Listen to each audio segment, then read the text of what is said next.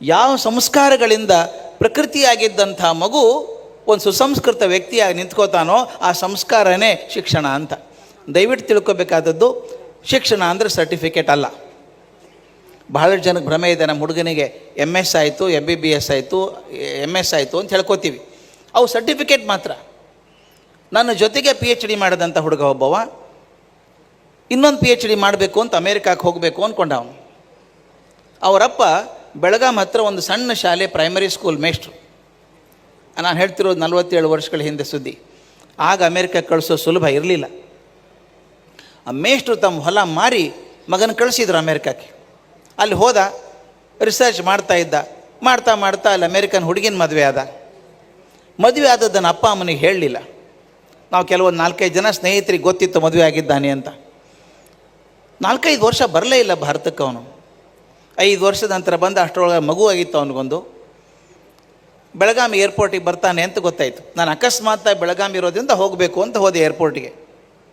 ಹೋದರೆ ಸಣ್ಣ ಏರ್ಪೋರ್ಟ್. ಆವಾಗ ಅಲ್ಲಿ ಮುಂದೆ ಕುರ್ಚಿ ಮೇಲೆ ಅವ್ರ ಅಪ್ಪ ಕೂತಿದ್ರು. ಒಳಗೆ ಹೋದಾಗ ನನ್ನ ಸ್ನೇಹಿತನ ಅಪ್ಪ ಕೂತಿದ್ದಾರೆ.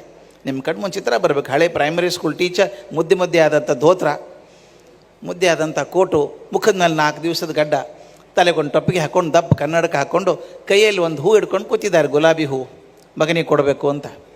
ನಾನು ಹೋಗಿ ನಮಸ್ಕಾರ ಮಾಡಿ, ಏನು ರೀ ಕಾಕ ಮಗ ಬರ್ತಾನಲ್ಲ ಈಗ ಅಂದೆ. ಹೌದಪ್ಪ ಕಾಯ್ತೀನಿ ಅಂದರು. ಆಗಿನ ಕಾಲಕ್ಕೆ ಸ್ಕೈಪ್ ಇಲ್ಲ, ಫೋನ್ ಮಾಡೋಕ್ಕಾಗಲ್ಲ. ನೋಡೇ ಇಲ್ಲ ಮಗನ 5 ವರ್ಷ. ಅವರು ಕಾಯ್ಕೊಂಡು ಕೂತಿದ್ರು. ನಾ ಒಳಗಡೆ ಹೋದೆ. ವಿಮಾನ ಬಂತು. ಅವನ ಜೊತೆ ಮುಂಬೈದಿಂದ ಒಂದೇ ವಿಮಾನ ಬರೋದು ಅವಾಗ ಮುಂಬೈದಿಂದ.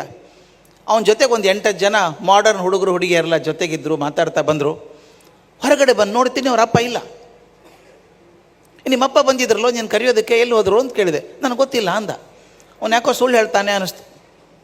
ಕಾರ್ ತೊಗೊಂಡು ಅವ್ನು ಹಳ್ಳಿಗೆ ಹೋದ್ವಿ. ಮುಂದೆ 2 ತಾಸಿನ ನಂತರ ಅವ್ರ ಅಪ್ಪ ಬಂದರು. ಬಸ್ ಹಿಡ್ಕೊಂಡು ಬಂದಿದ್ದಾರೆ. ನಾ ಕೇಳಿದೆ, ಕಾಕ ಎಲ್ಲಿ ಹೋಗಿದ್ರಿ, ಮಗ ಬರ್ತಾನೆ ಅಂತ ಕಾಯ್ಕೊಂಡು ಕೂತಿದ್ರಿ ಕೈಯಲ್ಲಿ ಗುಲಾಬಿ ಹೂ ಹಿಡ್ಕೊಂಡು, ಯಾಕೆ ಕೊಡಲಿಲ್ಲ ಅಂತ ಕೇಳಿದೆ. ಅವ್ರು ಹೇಳಿದ್ರು, ಇಲ್ಲಪ್ಪ ಹುಡುಗನ ನೋಡಿದೆ, ಚೆಂದ ಆಗಿದ್ದಾನೀಗ. ಅವನು ನಾನು ನೋಡ್ದ. ಇದನ್ನು ಗಮನಿಸ್ಬೇಕು. ಅವನು ನಾನು ನೋಡ್ದ. ನಮ್ಮದೆಲ್ಲ ಹಳೆ ಬಟ್ಟೆ, ಹಳೆ ವೇಷ.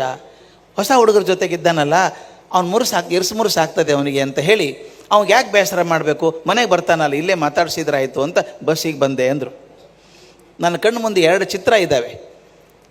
ಒಬ್ಬನು 2 PhD ಮಾಡಿದವನು, ಒಬ್ಬರು ಪ್ರೈಮರಿ ಸ್ಕೂಲ್ ಟೀಚರ್, ಜಾಸ್ತಿ ಡಿಗ್ರಿ ಪಡೆದಿಲ್ಲ ಅವರು. ಅದರಲ್ಲಿ ಶಿಕ್ಷಣ ಪಡ್ಕೊಂಡವ್ರು ಯಾರು, ಸರ್ಟಿಫಿಕೇಟ್ ಪಡ್ಕೊಂಡವ್ರು ಯಾರು ಅಂತ.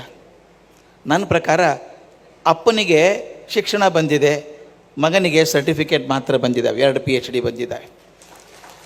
ಅದು ಬೇಕಾ ನಮಗೆ? 2 PhD ಬೇಕಾ? ಅಪ್ಪನಿಗೆ ನಮಸ್ಕಾರ ಮಾಡಬೇಕು ಅಂತ ಅನ್ನಿಸ್ಲಿಲ್ಲ ಅಂದರೆ ಅದು ಸಂಸ್ಕಾರ ಆಗಲಿಲ್ಲ ಅಂದಂಗೆ ಆಯ್ತಲ್ಲ. ದಯವಿಟ್ಟು ಗಮನಿಸ್ಬೇಕು ಸ್ನೇಹಿತರೆ. ಎಷ್ಟೋ ಸಲ ಹೊಟ್ಟೆ ಉರಿದೋಗುತ್ತಂದು ನೆನೆಸ್ಕೊಂಡಾಗ. ಅಮೇರಿಕಾದಲ್ಲಿ 9/11 ವರ್ಲ್ಡ್ ಟ್ರೇಡ್ ಸೆಂಟರ್ದು 2 ಬಿಲ್ಡಿಂಗ್ ಬಿತ್ತು. ಅದು ಬಿದ್ದು ಮರುವಾರ ನಾನು ನ್ಯೂಯಾರ್ಕಲ್ಲಿದ್ದೆ. 2 ಬಿಲ್ಡಿಂಗ್ ಬಿದ್ದರೆ 5,000 ಜನ ಸತ್ತೋದ್ರು. ನನಗೆ ಸಂಕಟ ಆಗೋದೇನು ಅಂದರೆ, ಒಬ್ಬ ಹುಡುಗ ಆ ವಿಮಾನ ತೊಗೊಂಡೋಗಿ ಹೊಡೆದ್ನಲ್ಲ ಬಿಲ್ಡಿಂಗಿಗೆ, ಅದರಲ್ಲಿ ಒಬ್ಬ ಅಮೇರಿಕನ್ ಯೂನಿವರ್ಸಿಟಿಯಿಂದ ಇಲೆಕ್ಟ್ರಾನಿಕ್ಸಲ್ಲಿ PhD ಮಾಡಿದವನು.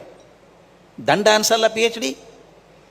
ನಾನು ವಿಮಾನ ಹೊಡೆದ್ರೆ 5,000 ಜನ ಸಾಯ್ತಾರೆ, ಅವ್ರ ಪರಿವಾರದವ್ರ ಕಣ್ಣೀರು ಕಣ್ಣು ಮುಂದೆ ಬರದೇ ಹೋದರೆ ಅದೆಂಥ ಶಿಕ್ಷಣ ಅದು? ಅದಕ್ಕೆ ನಾನು ಹೇಳೋದು, ಶಿಕ್ಷಣಕ್ಕೆ ಮುಖ್ಯವಾಗಿ ಬೇಕಾದದ್ದು ಸಂಸ್ಕಾರ. ಸಂಸ್ಕಾರ ಇದ್ದರೆ ಶಿಕ್ಷಣಕ್ಕೊಂದು ಅರ್ಥ ಇದೆ, ಇಲ್ಲದ್ರೆ ಏನೇನೂ ಅರ್ಥ ಇಲ್ಲ, ಬರೀ ದಂಡ ಹಾಕಿ.